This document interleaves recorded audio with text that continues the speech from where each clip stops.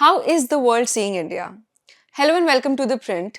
I am Vidhi Bhutra and this is Global Pulse, our daily space to take a look at global media's hot takes and analyses on India's most pressing issues of the day.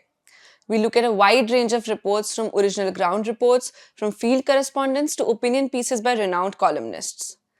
The US Iran war has put sustained pressure on the rupee, prompting RBI to announce a slew of measures in an attempt to prop up the currency's value. Chris Kay of Financial Times reports on one such latest measure. Finance Minister Nirmala Sitharaman has urged state-owned banks to lure more overseas citizens to deposit foreign currency in India's state banks.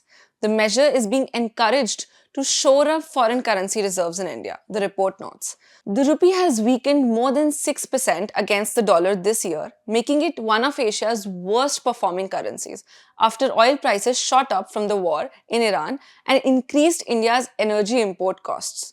Based on the meeting between bank executives and Sitharaman, FT reports that the response from the diaspora has been encouraging, with deposits being estimated at $37 million. As Suvendu Adhikari gives a renewed boost to the border fencing project, migrants are being pushed out at the India-Bangladesh border, sometimes even leading to armed standoffs. Anuprita Das, Saif Hasnath, and Hari Kumar of the New York Times report from ground on what is going on at one of the longest shared borders in the world. NYT reports that Indian officials are rounding up those with Bangladeshi papers or undocumented immigrants suspected of being from Bangladesh. The migrants are then being deported across the border, sometimes in the dead of night. Bangladesh, on the other hand, says that India is avoiding proper repatriation channels and has also ramped up patrols to push people back across the border, the report adds. And the report also cites a recent incident that left a family squatting for 24 hours close to the border. Bangladeshi border guards captured a man, 3 women, and a child in the farming village of Durgapur. The group, according to the report, made its way from West Bengal on foot at night when a fisherman spotted them. Following this, the family squatted for 24 hours in the so-called buffer zone while the Indian and Bangladeshi guards met to decide their fate.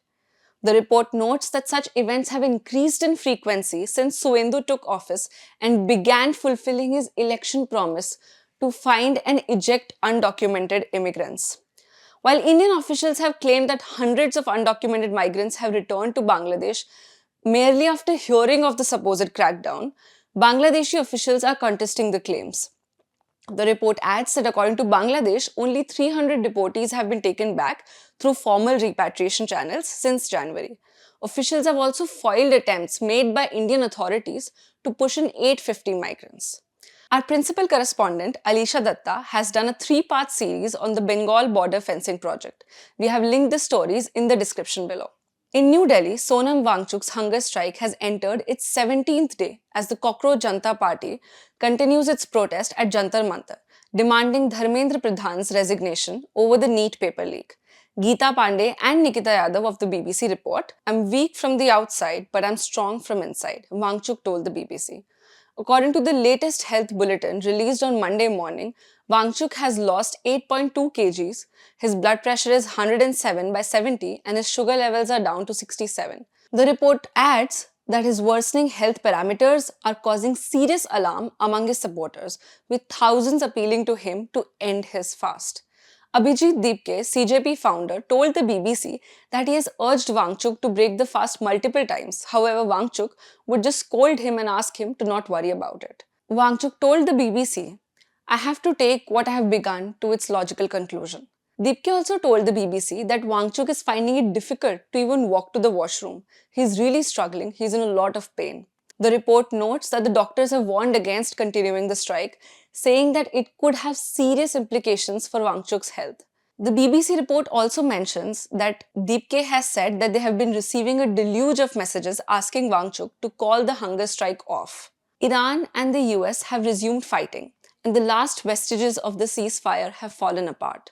Walter Russell Mead writes in the Wall Street Journal that the strikes are no more ceasefire violations, this is a war. The Iranians have no plans to negotiate an end to their nuclear program. The Americans aren't giving Iran sanctions relief. Iran is firing missiles at commercial ships. The US is retaliating against targets across Iran. Iran responds by targeting countries ranging from Oman to Jordan. President Trump calls the Iranian leaders evil people and scum before reinstating the American blockade. Mosques all over Iran echo with the calls for the assassination of Trump. Mead writes. There are multiple reasons for this seemingly irrepressible war, as Mead calls it, and it all boils down to the narrow Gulf choke point, Strait of Hormuz. He writes that while Iran wants to control energy sources in the Persian Gulf, America is the only country powerful enough to block it. Moreover, the US has for 80 years believed that free passage of oil and energy from the Gulf is essential to America's prosperity.